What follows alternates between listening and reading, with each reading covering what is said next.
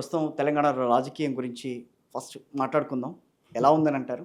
తెలంగాణ రాజకీయాలు ఒకసారి విశ్లేషిస్తే ప్రజలు 2 పార్టీలతో మోసపోయారు. 10 సంవత్సరాలు బీఆర్ఎస్కు అవకాశం ఇచ్చి తెలంగాణ సెంటిమెంట్ పేరు మీద ప్రజలను మభ్యపెట్టి ఒక కుటుంబం బాగుపడ్డది తప్పితే తెలంగాణకు ఒరిగింది ఏమీ లేదనేటువంటి ఆవేదన తెలంగాణ ప్రజల్లో. కాంగ్రెస్ పార్టీ ఏమాత్రం కూడా ప్రజలకు విశ్వాసం లేదు. భారతీయ జనతా పార్టీ ప్రత్యామ్నాయం అనుకునే దిశలో మరి బై డిఫాల్ట్గా వారు ఇచ్చినటువంటి బోగస్ హామీలు, గ్యారంటీలు కేసీఆర్ వద్దనుకున్నప్పుడు విధిలేని పరిస్థితిలో కాంగ్రెస్కు ఓటేసి గెలిపిస్తే సంవత్సరం కాలంలోనే తేలిపోయింది. గ్యారంటీలన్నీ బూటకమని, వాళ్ళు ఇచ్చినటువంటి హామీలన్నీ కూడా 420 హామీలని. ఇంకా ముఖ్యమంత్రి గారు రేవంత్ రెడ్డి గారు బీద అరుపులు. మొత్తం రాష్ట్రమంతా కూడా అప్పుల ఉబ్బిలోకి నెట్టిపోయింది. గత ప్రభుత్వం వారు మాకు చేతికి చిప్పిచ్చారు. ఈ చిప్ప పట్టుకొని ఢిల్లీ పోతుంటే ఢిల్లీలో ఎవరు ఖాతరు చేస్తలేరు. నన్ను చూస్తే ఒక దొంగను చూసినట్టుగా ఢిల్లీలో చూస్తూ ఉన్నారు. అప్పులు అడితే చెప్పులు ఎత్తుకుపోయేవాడు వచ్చినట్టుగా భావిస్తూ ఉన్నారు. ముఖ్యమంత్రి ఆ విధంగా తెలంగాణను మొత్తం నీరు గార్చేసి పాలన లేదు, అసలు పట్టు లేదు. ఒకవైపు హైకమాండ్ పోరు, రెండో వైపు ఇంటి పోరు. 46 సార్లు ఢిల్లీకి వెళ్ళారు ముఖ్యమంత్రి. అంటే తెలంగాణ ప్రజల ఆత్మగౌరవాన్ని ఢిల్లీకి తాకట్టు పెట్టారనేటువంటి మళ్ళీ పాత రోజులు. ఆనాడు అంజయ్య గారిని కాంగ్రెస్ పార్టీ రాజీవ్ గాంధీ అవమానిస్తే ఈరోజు రేవంత్ని అవమానిస్తోందా? మహానుభావుడు ఎన్టీ రామారావు తెలుగు ఆత్మగౌరవం పేరు తెలుగుదేశం పార్టీ.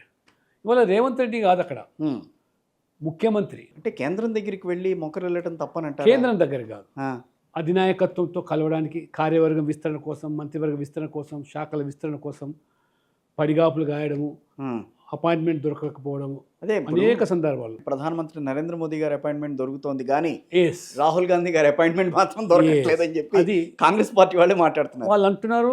తెలంగాణ ప్రజలు కూడా అవునన్నా కాదని ముఖ్యమంత్రి. 2014 నుంచి అదే పరిస్థితి. కేంద్రంతో తెలంగాణ ప్రభుత్వం, కేంద్రము తెలంగాణ ప్రభుత్వం మీద ఒక రకంగా చిన్న చూపు చూస్తోంది.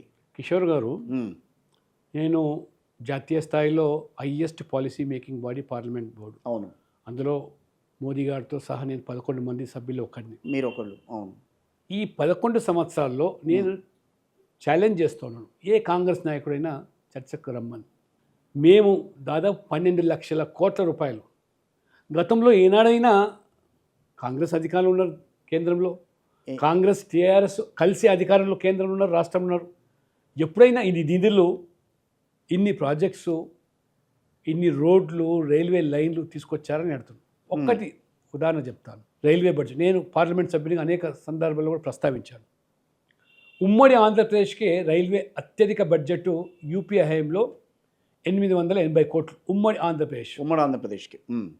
ఇప్పుడు మొన్న లాస్ట్ బడ్జెట్లో ఆంధ్రప్రదేశ్కు 9,000 కోట్లు, తెలంగాణకు 7,500 కోట్లు. రైట్. తెలంగాణలో సికింద్రాబాద్ రైల్వే స్టేషన్ 750 కోట్లతో ఆధునికీకరించడం, పూర్తిగా కొత్తగా కడుతున్నారు. 40 రైల్వే స్టేషన్లు ఆధునీకరించి, చర్లపల్లి టెర్మినల్ చేశారు. వరంగల్ హన్మకొండలో వ్యాగన్ ఫ్యాక్టరీ. ఇందిరాగాంధీ మెదక్ నుంచి గెలిచిన తర్వాత ప్రధానమంత్రి అయ్యింది.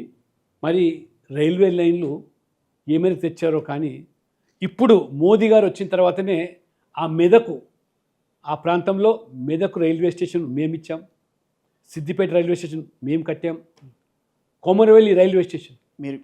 ప్రధానమంత్రి మీరు, రాష్ట్రంలో ప్రభుత్వం మీది, కేంద్రంలో ప్రభుత్వం కాంగ్రెస్ది, కనీసం ఒక రైల్వే స్టేషన్ ఇవ్వలేని మీరు ఇవాళ మమ్మల్ని ఏమిచ్చారు? ఇవాళ మేము ఇక్కడ తెలంగాణలో అధికారంలో ఉన్నామా లేదా, ఎంతమంది ఎమ్మెల్యేలను చూడకుండా మోదీ గారు పెద్ద మనసుతో రాజకీయాలు ఎన్నికల వరకే, ఎన్నికల తర్వాత ఒక టీం ఇండియాగా అన్ని రాష్ట్రాలు అభివృద్ధి చెందితేనే దేశం అభివృద్ధి చెందుతుందని చెప్పి నమ్మి ఇవాళ తెలంగాణకు నేషనల్ హైవేస్ 1,10,000 కోట్ల రూపాయలు.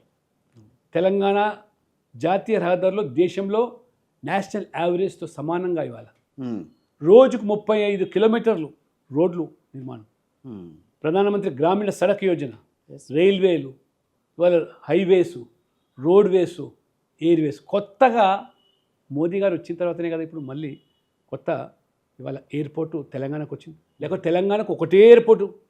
కానీ అన్ని రాష్ట్రాలకు ఇస్తున్నట్టుగానే తెలంగాణకి ఇస్తున్నారు. అదే అంటున్నా కదా, ఉమ్, అన్ని రాష్ట్రాలకు ఇస్తున్నట్టు తెలంగాణ తక్కువ చూడలేదు, ఉహు, తెలంగాణ చిన్న చూపు లేదు. ఉమ్, తెలంగాణ బీజేపీ లేకపోయినా ఇవాళ ఉత్తరప్రదేశ్, మధ్యప్రదేశ్, మహారాష్ట్రకు ఎన్ని నిధులు ఇస్తున్నాం అన్ని నిధులు ఇస్తూ ఉన్నాం. ఇవాళ అంతకంటే మీ హయాంలో మరి పూర్తిగా ఏ రకంగా మీరు చిన్న చూపు చూశారు, విస్మరించారు తెలంగాణను. నేను చెప్పాను కదా, ప్రధానమంత్రి ఉన్నటువంటి ప్రాంతానికి మీరు రైల్వే స్టేషన్ తీసుకురాలేకపోయారు. కానీ 100% ఎలక్ట్రిఫికేషన్. కానీ ఉత్తరాదికి ఇస్తున్నంతగా తెలంగాణకి ఎందుకు ఇవ్వట్లేదు అన్న క్వశ్చన్ ఎందుకు రైజ్ అవుతుంది ఇక్కడ? రాజకీయంగా ఏదో విమర్శలు చేయాలి అంతేనా? తప్పితే వాళ్ళకి అసలు ఎజెండా లేదు కదండి. ఉమ్, ఇవాళ 0 టాలరెన్స్ అండ్ కరప్షన్ మోదీ గారు. ఇవాళ మోదీ ప్రభుత్వం ప్రవేశపెట్టినటువంటి పేదల పథకాలు, yes. దేశం మొత్తం 80 కోట్ల మందికి ఉచితంగా రేషన్ బియ్యాన్ని పంపిణీ చేస్తూ ఉంటే తెలంగాణ ఎక్కడ విస్మరించారా? లేదు. ఈ రకంగా ప్రధానమంత్రి ఆవాస్ యోజన కింద పేదవాడికి సొంత ఇల్లు కళ సాకారం మోదీ గారు చేస్తూ ఉంటే గత ప్రభుత్వం కూడా ఇచ్చిన నిధులు దారి మళ్ళించారు మీరు. అయినా ఇల్లు మేము కట్టించాం.